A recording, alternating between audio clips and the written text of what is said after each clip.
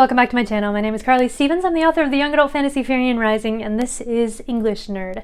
So I'm in the middle of this series called All About a Tale of Two Cities, where I'm going chapter by chapter and basically looking at some analysis, some fun facts. So whether you are a teacher, a student, or just a fan of this book, then hopefully you'll learn something from this series. So today we are getting into book 2, or book the second, called The Golden Thread. If you haven't already seen the videos about the first few sections, Recalled to Life, then you definitely want to go back and check those out. It's all in the All About a Tale of Two Cities playlist. So let's dive in. Book the second is called The Golden Thread because of Lucy. Her hair is always described as golden, never yellow, never blonde, always golden, and literally it's in the third or fourth chapter.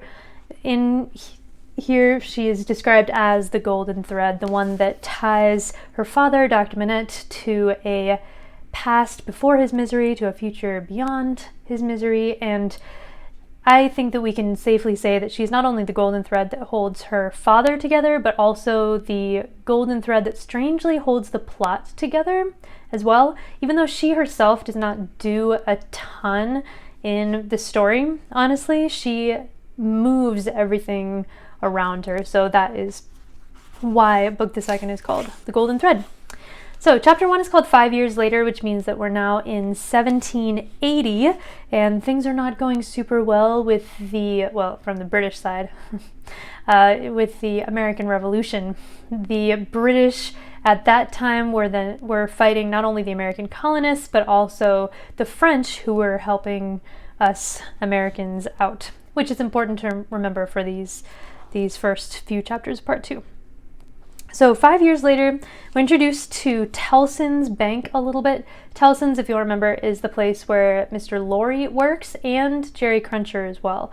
Jerry Cruncher is a messenger, and Laurie is an actual banker there.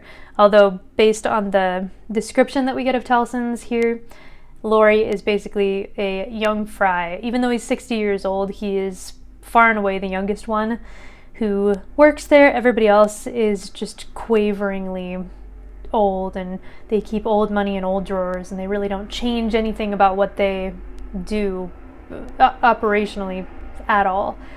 It's important to remember that there is not only the British location of Tellson's, which is described here, but there's also a location in Paris as well. So there's Tellson's in London and Paris, both of the two cities, which gives the characters an excuse to go back and forth between them. So most of 5 years later, the chapter is taken up with Jerry Cruncher's domestic life, which is not a very pretty sight. We have Jerry Cruncher, who's already kind of spiky-haired and vice-ridden and gruff-voiced, who always calls himself an honest tradesman, even though it seems like there might be some shady dealings. And then we have his wife, and we have Jerry Jr.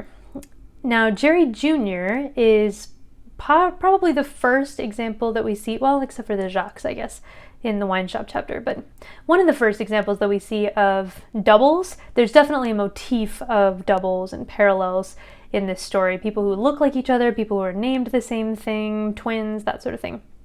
So what we have here is Jerry Cruncher and then Jerry Jr., his son, who has like baby spikes, which is sort of cute.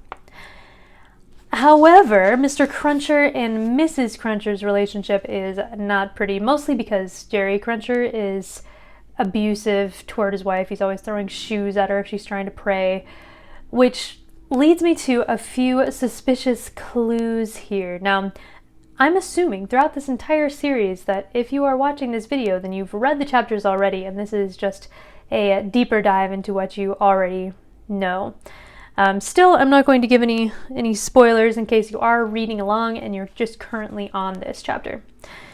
But we know that there's something shady going on with Jerry. He calls himself an honest tradesman. He throws shoes at his wife when she's praying for him because he says he doesn't want her praying against him. It's a really odd assumption that she would be praying against him unless he were into something super unsavory. She's not praying against him, she's just praying for his immortal soul, which makes sense since he has so many issues. But that's the first red flag. In this chapter also, we get 2 other clues about what he might be up to. Jerry Jr. notices that when he goes to bed, his father's shoes are clean, and when he wakes up, sometimes they're covered with clay, they're dirty. And the chapter ends with Jerry Jr. saying that his father's fingers are always rusty. Where does my father get all that iron rust from? You don't get no iron rust here. So we get these clues. We're trying to figure out what sort of shady dealings he's into. Then we get to chapter 2, a site where the plot really takes off in a more distinct direction. 5 years later is more of an aside about Jerry, but now we're back. So Jerry goes to work, and one of the super old clerks at Tellson's calls him over and gives him a message and says, "Give this to Mr. Laurie at the Old Bailey." Do you know the Old Bailey? And Jerry's really dodgy, and he's like, I guess, yeah, who doesn't know about the Old Bailey? Because the Old Bailey is a courthouse that has a reputation for brutality, essentially.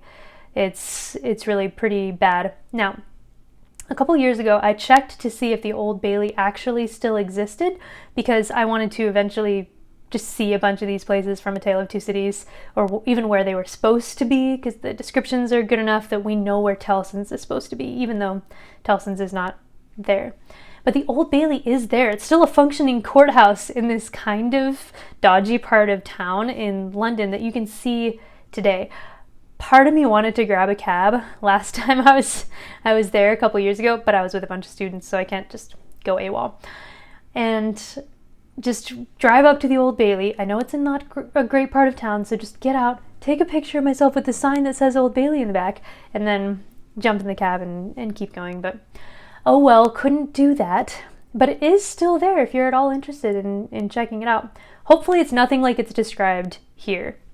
It's described as really horrible and not interested in justice so much as it's interested in just spectacle and punishing as many people as possible. In fact, Dickens really goes to town against it and says that it's a great example of the aphorism, whatever is right. He calls it an aphorism that would be as final as it is lazy, that did not include the troublesome consequence that nothing that ever was wrong. Interestingly, that aphorism, whatever is right, comes from a poem by Alexander Pope called Essay on Man, which was written in the Enlightenment. Now, if you remember, I already mentioned that there is this balance between whether it's better to live according to reason or according to emotion in this story. And Mr. Laurie is kind of our Enlightenment, reason-focused figure that represents that idea. But here we have Alexander Pope, whatever is right. An Enlightenment writer himself, he was all about reason, and Dickens seems to be criticizing him for not, using him to criticize the Old Bailey anyway. So do with that what you will. Essay on Man's an interesting piece if you want to check it out, and it's not that long either. So, Jerry Cruncher goes in to the courthouse. I'm going to switch copies here. My school version has more of my helpful notes in it. And he stops a random person in the crowd to ask what sort of case this is. He's wondering what Mr. Laurie is even doing there. When he talks to the guy, the conversation is interesting, to say the least. The guy says, "Oh, it's a treason case that's coming on," and here's how the conversation goes. The man says, yes, he'll be drawn on a hurdle to be half hanged, and then he'll be taken out and sliced before his own face, and then his inside will be taken out and burnt while he looks on, and then his head will be chopped off and he'll be cut into quarters. That's the sentence." "If he's found guilty, you mean to say?" Jerry added. "Oh, they'll find him guilty," said the other. "Don't you be afraid of that." I mean, there's this bloodthirstiness in the crowd that is shocking and horrifying. The entire crowd is clearly just there for the spectacle of how violent this man's death is going to be. None of them are interested in justice. They just want to see the man killed. Now, of course, the man on trial is Charles Darnay, one of our main characters, And I have a picture here of the original illustration by Fizz of this trial, so I think it's kind of cool. You can take a look. So Charles Darnay, our main character, is first introduced as the being accused of treason. Interesting. And it says, the object of all this staring and blaring from that mob-like group of people in the audience, no better than the French, everybody could be a mob.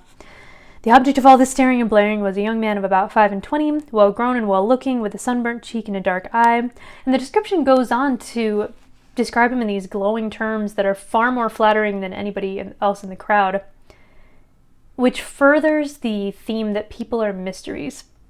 You can't trust first impressions. The most honorable person in this room appears to be the one on trial for treason, which is interesting. We also get a couple of sideways character introductions in this chapter, one of which I want to highlight in particular, and that is Sidney Carton, who's not named until the next chapter, but he is a gentleman who is looking at the ceiling. His whole attention, it seems to be concentrated on the ceiling. He just has his hands in his pockets and he's staring up like he just couldn't care less what's happening.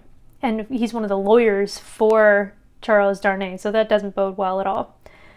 What's interesting is that when we get to the next chapter, he is actually the one paying the most attention and the one who's the smartest in the room. This introduction, in my opinion, mirrors Madame Defarge's introduction, where she's described as seeing nothing, but actually she's the one who sees more than anybody else.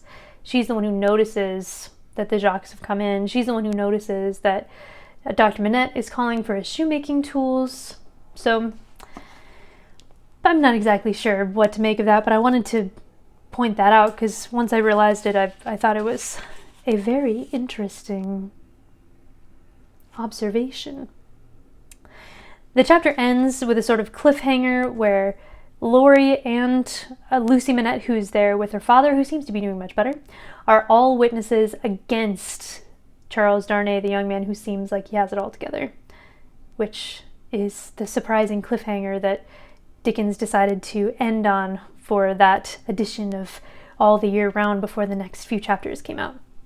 So if you have any questions, tell them down below. Make sure to like this video if you like it. Subscribe if you haven't already for more English nerdy goodness, and I will see you next week. Bye!